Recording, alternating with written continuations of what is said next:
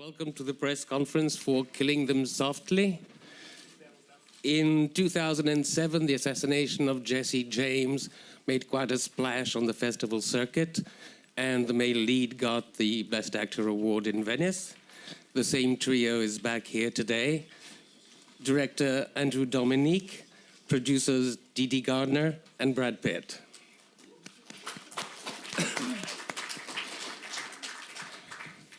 Sitting next to me as Marky, the guy who owns and runs gambling clubs, as it were, Mr. Ray Liotta. Don't take it the wrong way, Mr. Liotta, but it's kind of nice to see you in a film where you get beaten up as opposed to doing the beating. No, exactly. One of the reasons why I really wanted to do this was that, because usually I'm the one who's beating people up, so it was nice. And it's a whole different thing. I've worked with some actors when I beat them that they can't do it.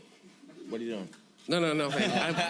I was just going to introduce the other characters, the other actors before. I got jumped in too much, huh? Slightly ahead of time. All right. Just hit it. It felt like a question. Yeah, really, exactly.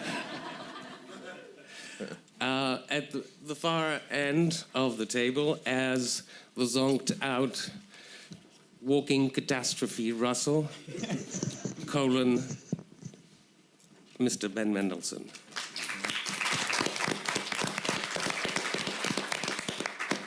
Sitting next to him is Frankie, Mr. Scoot McNairy. And sitting between the director and Mr. Liotta as Jackie, Cogan, whose trade is, shall we say, cleaning up, Mr. Brad Pitt. And I'll throw the first question at you, Mr. Dominik, possibly the first two questions. The book that the film is based on is what, a decade old at least? Oh, 40 years old. It's from the 70s. Oh, okay, yeah. Even better. So there's no Obama, there's no McCain, there's no George Bush, there's hardly Ronald Reagan. What gave you the idea to bring those elements in the screenplay which you wrote? And how did you go about selecting the clips of Obama, McCain, Bush? Well, you know, the book, I mean, originally what I liked about the book was it just had a very simple plot, and it had great characters, you know. But as I started adapting it, I realized that it was a story of an economic crisis, and it was an economic crisis in an economy that was supported by gambling, and the crisis has occurred because of a failure of regulation, you know. And it just seemed to, something that you couldn't ignore, you know. And I always feel that crime films are about capitalism, you know, because it's the one genre where it's perfectly acceptable for all the characters to be motivated by desire for money only, you know. And I always think in some ways that the crime film is the most honest American film because it portrays Americans as I experience a lot of them, you know, particularly, you know, in Hollywood. People are very concerned with money. And at the time I was very concerned with money, you know, because I needed to make some money. And we're in the middle of an economic crisis and all these things just kind of like coalesce together. Yes. Still, Obama, the film clips themselves. Well, no, the film's not about Obama. Brad, do you want to get in? It's about a crisis in an economy, and it's about the people who have to clean it up. Okay, no, so you wanted to make it a today story, as it were.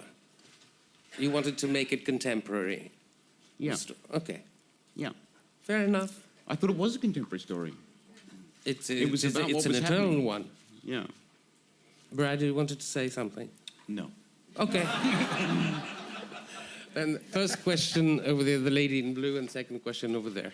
Hi, my name is Daphne. I'm from Dutch television, VPRO, and I have two questions, one for Mr. Pitt and one for Mr. Dominik. Mr. Pitt, you're not only one of the lead actors in this film, but you're also the producer. So what is the importance of this film being made to you? And for Mr. Dominik, you show us violence in this movie. in great detail, very graphic and slow-mo. What ideally do you hope the effect will be from that on me in the audience? I'll go first. Yeah. You know, first and foremost, I want to, like Dee Dee and I have focused on films that might have a difficult time getting made, and to help those get made, and to get behind filmmakers like Andrew, who we believe very strongly in and have great admiration for. So that would be the first impetus. But we also are looking for stories that say something about our time and who we are. And I certainly felt upon reading this that this was making those comments, a commentary. Again, we were certainly at the apex of the mortgage loan debacle, and people were losing homes right and left, and it was forefront on the newspapers, and as our economy still is. So this commentary and the way it's done in this film, where it's really you believe you're watching a gangster film, or I felt I was reading a gangster film, and it wasn't until the very end that things coalesced for me as far as maybe what the direction that the film was pointing to overall, that this microcosm actually was saying something about the greater, the macro world. Violence. Yeah, I don't know what to say about violence, except that it was part of the story, you know. I like violence in movies. I think that, you know, movies are drama, and, you know, the most dramatic expression of drama is violence, you know. This movie is kind of different from my other movies, because in the other movies, you know, violence is always really disturbing for the people who commit violence, and most of the violence is portrayed as a really unsettling emotional situation. This movie's, you know, maybe a little more mature in the fact that all of the characters are aware of this, that, you know, violence is kind of like a situation that could be embarrassing or unpleasant. So, you know, they're doing their best to avoid getting too close to it. You know, they want to kill people softly, they want to do it from a distance, and they don't want to look their victims in the eye if they can avoid it. And I think even Jackie is, you know, as much as possible trying to make, you know, murder as painless an experience for, you know, the murderee, by spinning a fantasy of safety, you know, around them before he kills them. So, you know, he's very concerned with the violence not being, you know, cruel and unusual for the victim. That was basically the approach to violence, I guess, in the movie. Question here, then here, then here, then here, then here, then here. Sorry, guys. Hi, Brian Johnson from Maclean's magazine in Toronto. Question for Brad and for the director. Well, two, actually. First, very briefly, the book was set in Boston. This, I believe, was shot in New Orleans, but we don't really have a sense of exactly where it's set. Is that deliberate? Is it any town, USA? Yeah. Yeah, okay. The second question, America is not a country, it's a business. One could say that Hollywood is not a culture, it's a business. I would like to ask Brad Pitt how he feels that whole climate of sort of economic collapse, speculation, risk, gambling affects the business that, Brad, that you're in, and how it relates to the making of art. Well, I mean, it's the age-old battle of art versus commerce, and it will always be. I don't really wrestle with the relationship of the two. They're not meant to get along. Yet they're symbiotic. They need each other to. Could you step so I can just see? Could you step back? Just thank you. So it's a symbiotic relationship, and it's cantankerous, and it will always be that. There's something noble about getting art, making something that says something, that uncovers something, and being able to do it within that system, where it has to be profitable, or the thing doesn't get made. I just find that an interesting relationship. I don't argue with it, though. Sir. Peter Howell, Toronto Star. Question for Brad Pitt. Morning. Brad, I'm just wondering how it would sister you to be sort of dissing Thomas Jefferson And could we inspire your candor about how you feel about America now? Yeah, listen, because I about dissing Thomas Jefferson, because I'm a bit of an architectural nut, and Jefferson, was a great architect as well. I think very highly of him actually, but it's all free game, and our characters, we're playing people with very specific opinions, and we are certainly living in our country at a time of a great divide. And so I'm interested in those other arguments that are not necessarily mine. Certainly not mine. But it is this, if you look at it as just a business, you can stay very dispassionate about it. I actually believe, and of course there's many facets to America, a very complex and amazing country, and I find it an amazing time to be there right now. But for me, one of those facets is the idea of America, and that idea is innovation and integrity and fairness and justice. But these things are these ideals must always be protected and I guess guarded, because it's easy to slip, especially the more powerful the nation is. So anyway, I think I'm getting off on a tangent now that doesn't relate to our film, but that's me. The lady here, then here. Conchita Casanovas de Radio Nacional de España. One question to Brad Pitt. The question is, you have children. In the movie? No, you have children. It's no problem for you play one killer like this in one film like this, please? It's, not in any way, because something that Andrew was mentioning before, that violence is an accepted part of certainly the gangster world. Murder is a accepted possibility when you're dealing that in crime.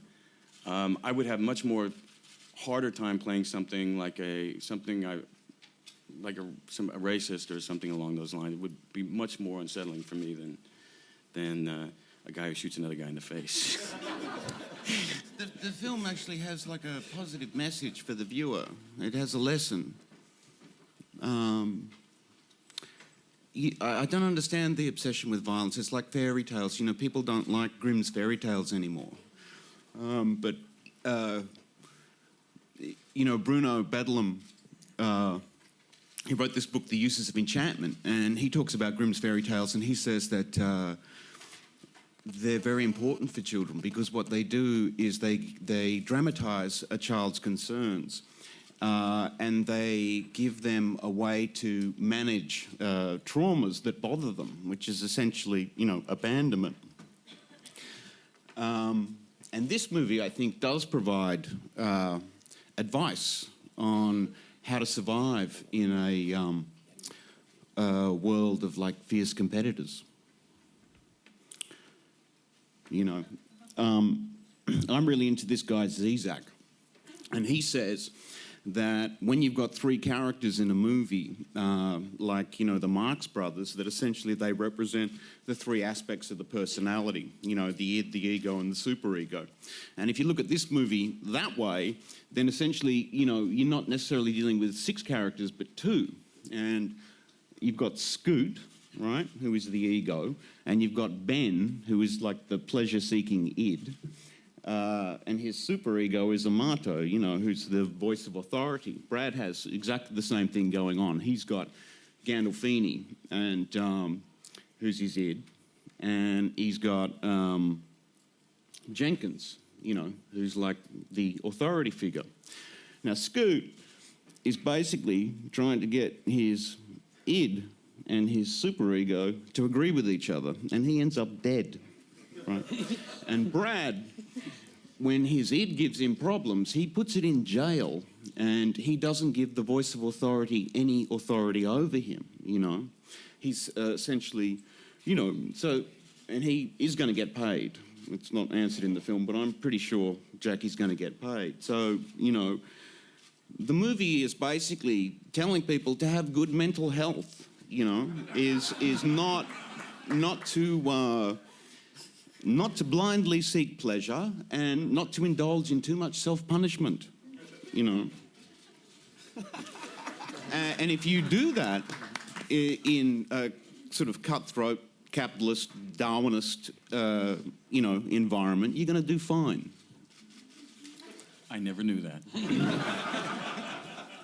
Ben, Scoot, Mr. Liotta, was that the kind of discussion you'd have every day on the set? No. No. But, He knows he's the id. Yeah, but we talk about stuff beforehand and stuff, and then we just get out there and try and do the best we can while the camera's rolling. I mean, that's what. Yeah, and then the rest of it it's for it's for Andrew. It's all for Andrew. And we discussed a bit. I remember, but before we started shooting it in the Ego, and we did have a conversation about that, and tried as much as we could to incorporate. And it's cast like a screwball comedy, Yeah. and the characters are really recognisable as types. And I remember at one point I leaned over to Andrew. I was like, Andrew, this is a comedy, and he's like, shh, don't tell anybody that. Mr. Liotta, before we It's supposed to be a comedy. I hope people thought it was funny.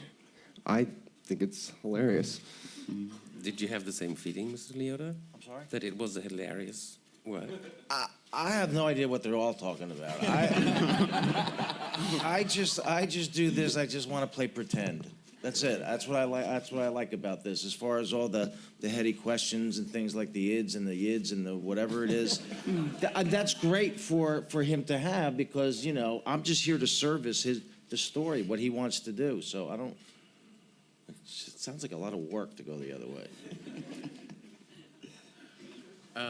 Sir? Good morning, Bruce Kirkland from the Toronto Sun. This sort of leads out of what's been discussed so far, and I'd love to hear from Andrew and Brad specifically, but anyone else who wants to jump into this, about using genre and a simple story, as you called it, and layering it in with all these political things and ending it with a very blunt political statement, which is America's not a country, it's a business, and you almost said, show me the money, but something close to that. So let's talk about using genre pictures to actually say something important and provocative and funny and a little crazy. I'm going to leave that to you. Well, it was kind of the idea. You just, said it in a nutshell.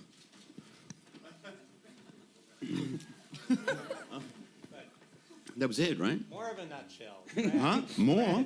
Brad, if you produce this, do you have ideas about why you want to actually have a genre picture that has more layers than just the, the action and the crazy comedy and the characters? I think if we look back on our favorite films, that's always happening. There's always something going on underneath that is not necessarily in your face. And it was an interesting way to look at the financial crisis instead of going just straight to the financial crisis. But after that we jumped into a zombie film, and we're trying to do the same thing there. And historically, those films do the exact same thing. But other than that, I put trust in him. The reason that fairy tales work is because they couch all the concerns in terms of a fantasy, and so maybe in a genre film, it's like a spoonful of sugar. It's one step removed, so you can enjoy it without having to really think about it, and it can go in or not depending on how much attention the viewer is paying. But Jesse James is kind of like a Leonard Cohen song or something, and I wanted to do something that's more like a pop song, Question here, then the lady there, and the lady, then the gentleman, then the gentleman. Farah Nayeri from Bloomberg News. I had a question for Brad. Could you speak a little bit about your character? I realize that the director was saying screwball comedy and they're kind of types, but I would love you to talk a little bit about him, because what makes him tick beside money? I mean, he's got this woman. She says, "Zip my dress up," and he won't touch her. I mean, who is he? Well, he didn't have that woman. Gandolfini's character did, and like for that moment, he's also the only character that's not concerned with women. Yeah, that was a distraction to the moment, to the business, the problem at hand, and not to be deterred. Well, I think Andrew did really well in the beginning when he was saying that he's wanting to get the job done, put people through his least pain, that there's actually a humanity there to make it as comfortable as you can for the person that's got to go. This is just an unfortunate part of our business, but it's got to be cutthroat, and that's the way it is, and the person's got to go. I equate that to business. Business can be very, very cutthroat in that way, and we all accept the terms, and people get fired, people make bad bets, and sometimes we get metaphorically killed. Not him, but the rest of us. Dominik, Martin Scorsese. How much did Martin Scorsese's films sort of influence you? I mean, Mr. Liotta's here, etc. Oh well, I love Martin Scorsese. I mean, everyone does, right? He's great. Go ahead. Chaz Ebert of RogerEbert.com. The first question is for Andrew and then one for Brad.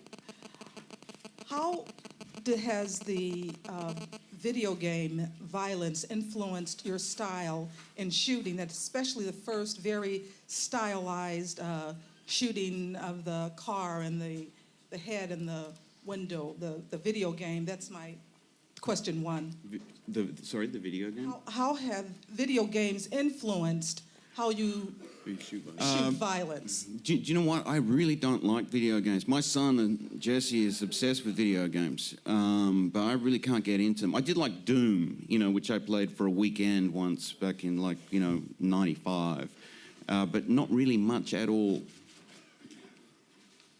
And your second question? And the second question is, I don't know whether the words that I know that you like architecture, and I don't know whether the words that your character spoke in the movie about Jefferson and his slave were words that were specifically in the book, or if there was a little improvisation of it, but Monticello is quite an architectural achievement, but have you also visited the slave quarters to see the architecture there? I've never visited any besides D.C. but I don't know his home. I've only heard and read about it. But no, that was not improv. That was as written. I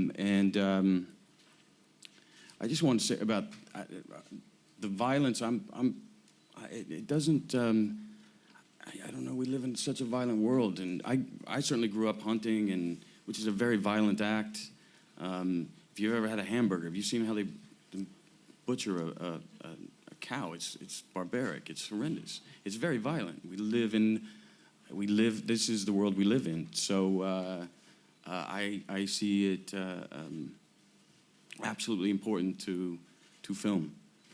Is it how it's shot? Is it memorialized or grandized in any way, or romanticized? I think that's a fair question.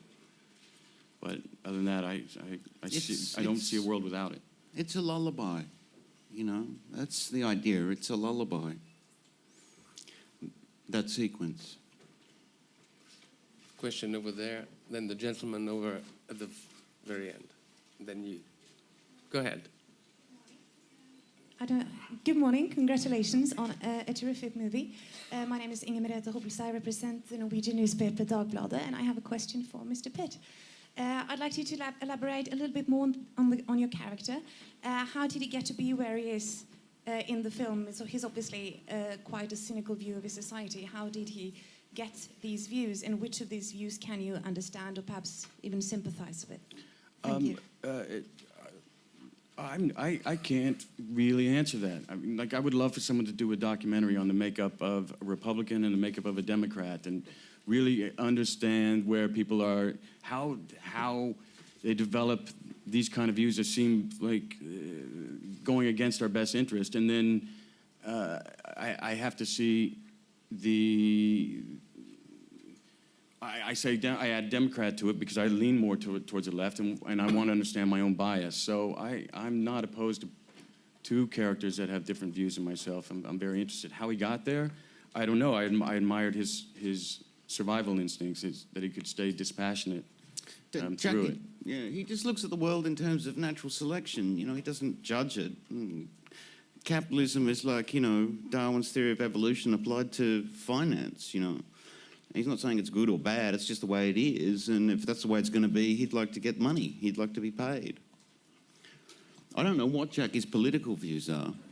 I certainly don't think he would, you know, be a bailout type of guy, you know. He'd be more for, like, just, you know, regulation. Question over there, then over here, then the lady in blue, then the gentleman over there. Go ahead. Hello, Angus Hohenboken, representing the Daily Telegraph in Sydney. This is a question for Mendelssohn and Dominik, I suppose. Is it any coincidence that the only culprit that walks away with his life is an Australian? Or is this a kind of wider metaphor for a plucky Australian economy?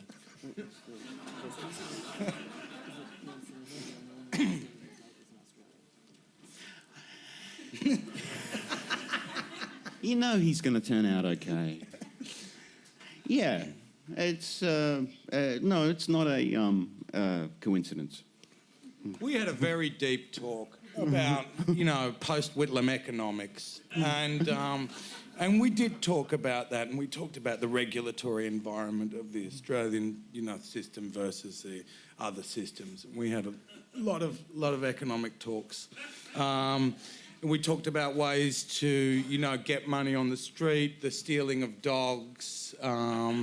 We did a lot of that, and we tried to culturally compare what would be the best ways forward. We decided that there was something in the Australianness of it that would bring good and strong results, and so we went for that. Australia's a very different country to America, you know. And it seemed like a good idea to have an Australian in there because they're everywhere, you know. We're like a virus.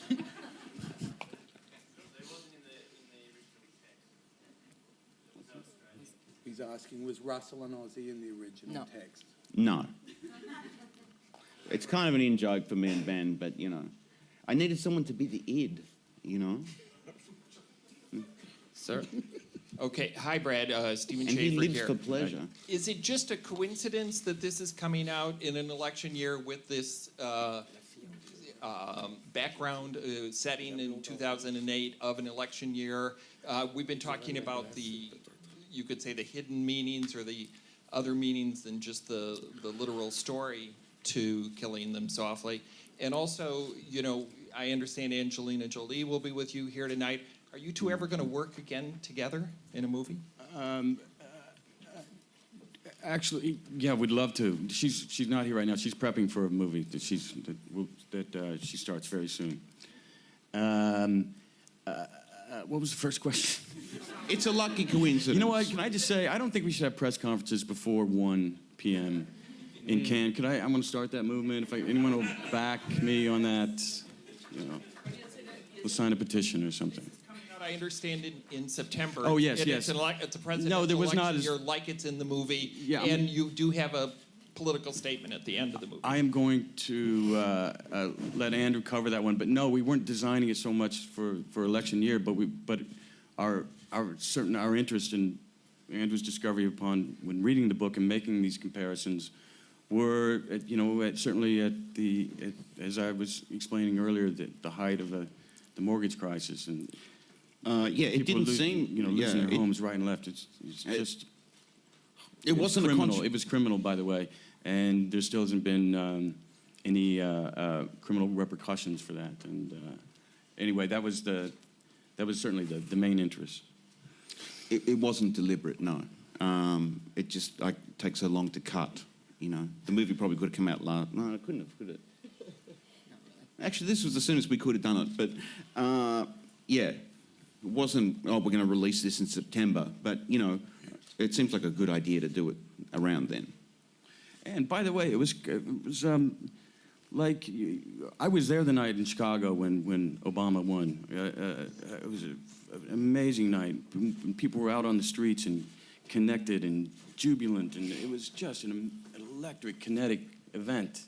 It was amazing, and I see that the speech that is chosen, the section that's chosen for the end of the film, not as a cynical look back, a statement of failure, but a real expression of hope, put in marketing terms, yes, but a real expression, and it speaks more to, our greater divide, our toxic divide, where it's more about the party winning the argument than the issues themselves, and it's a serious problem. And this election year, it's going to be interesting. Let me just say this: I think we're going to see more negative ads than ever before, and I certainly don't want this film to in any way be mistaken as a part of that, because with the super PAC groups, and I think it's going to be rather ugly. One of the things, freedom means taking personal responsibility, I think. And that was one thing that he did try and make clear, I think, during the election, which is a good thing. Because I don't know what a lot of people think freedom means,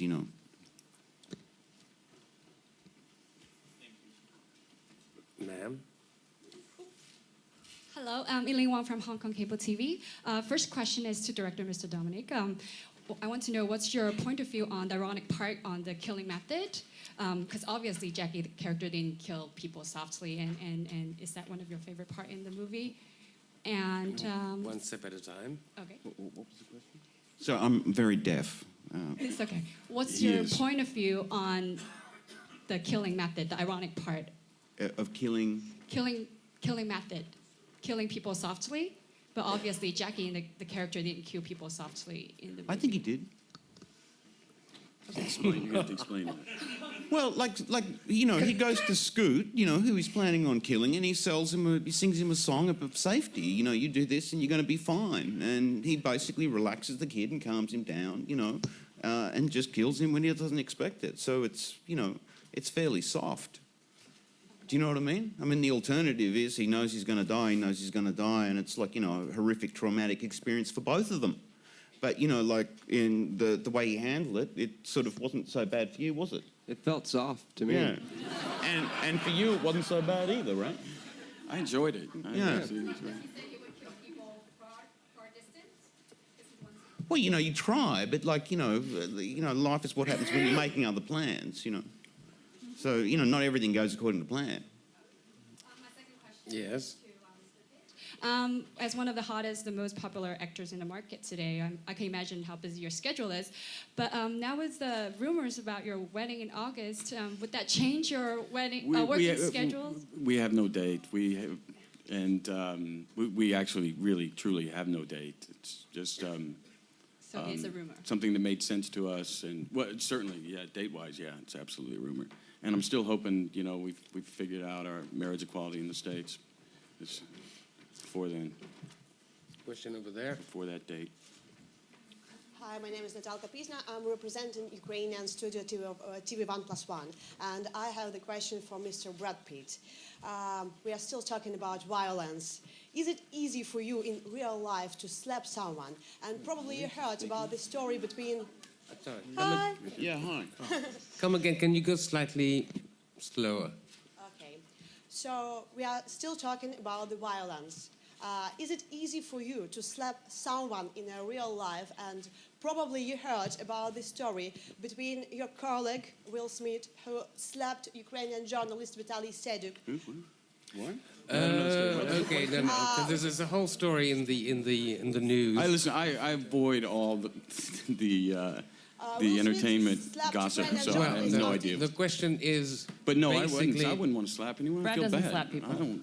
Okay, we don't I feel slap. terrible. Next question. A lot like Jack, I don't want people to be hurt or feel bad or. I don't want any of that. Question over Let here. Okay, go ahead. Go ahead. This, Sir? Roger Friedman from Forbes.com. This whole thing's gotten too serious. First of all, Brad, you're great. I thought this was a terrific movie. It wasn't too violent. Thanks, Roger. I've seen a lot more violence. And Andrew, it was wonderfully done. Thanks. So the two questions. One is for Brad, because everyone's asking Brad. But Speak into the mic. All you guys were great. Brad, you made Jesse James, a movie that I really loved, with Andrew. A lot's changed in your career since then. Moneyball, Oscar nomination. So what was it like? What was the difference making this movie versus Jesse James? And just, I wanted to say that Scoot McNairy, I thought you were terrific. Thank you very much. Absolutely no difference. It was, working with Andrew was just a continuation of the conversation where we left off in ways, and I really enjoy it. And I have great respect for his he's got such a finely tuned radar for human behavior. And I love disagreeing with him too. We fight all the time. Yeah, we do. But not on the set. No, but we more we than argue that. about stuff. It's always very respectful and everything, and it should be that way, Yeah. No, what I'm saying is I enjoy that exchange with Andrew specifically. Who wins the argument? It's he. The actor, the director, or the producer? The producer. No, it can go either way. We both come around to each other's point of view. When you make something that you care about, when people's feelings are really invested, people get really passionate, and it's a side effect of, it should be that way. It's like, when you don't care, you don't argue, But I do thank you for pointing out the cast, because we were so proud of the guys we were able to put together for this thing, and each one came in and had something so specific to this story. And to get Ray to come in to play Marky, everybody loves Marky. It's got to be a guy that you immediately gravitate to, who has weight and strength. This is hard to cast, and who will take a beating in such an unsettling, upsetting way, which also speaks to Jackie's point. Ben, nothing more original than I could never do that. I'm total awe of what he pulled off, and brought so much life to that. Scoot comes in, and he's in a film with all of us, and Gandolfini and Jenkins, who are also doing great work, and comes in as an equal and completely holds his own. I got such respect for these guys. It usually takes me 3 months to cast an actor, and I think Scoot had the part, from the instant I watched the videotape, and all he had to do with the callback was just not fuck up, not choke. And he did. But he recovered very quickly. Anyway, it was such great respect for these guys. I thought I felt like Jenkins, I was watching Peter Sellers. It was really I fun. felt watching Gandolfini, I was watching Brando. All these guys, I couldn't give any more respect to. We have time for just one more, ma'am. Giovanna Grazia of Corriere della Sera, Italy. To the director, can you tell us something of the use of the music? Because for me, the soundtrack and also the rumor of the soundtrack are like the style of the writers, full of character and situation, and like the humor of the violence. So I wanted to know your choice for the soundtrack. You read Johnny Cash and all the other. And if Brad Pitt... Hold on, just a second. You already opened a kettle of fish here. If Brad Pitt worked with you in his choice. On the music? I just say it's an astute question, because Andrew wrote the music into the script, and I always felt it was written in certainly as a character itself. Yeah, I mean, the movie's not real subtle, you know what I mean? It's like, everything's talking to you. And the songs were just, telling the story along with everything else. And that's how they were chosen, Also, for mood. I'm afraid our time is up. Ladies and gentlemen, thank you very much for being here. Thank you very much for being here, guys.